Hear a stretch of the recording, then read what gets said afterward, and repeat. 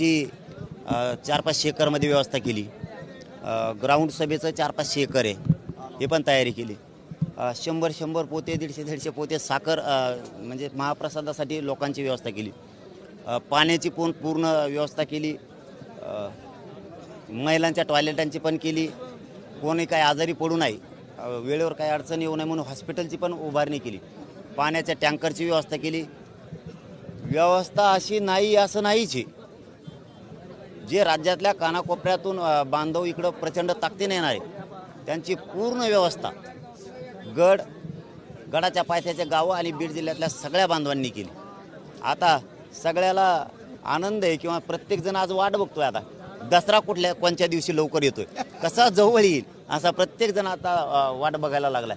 खूप प्रचंड मोठी व्यवस्था केली आणि अशी अप्रतिम व्यवस्था जी आमच्याकडून तिथं काही काटकसर राहिली होती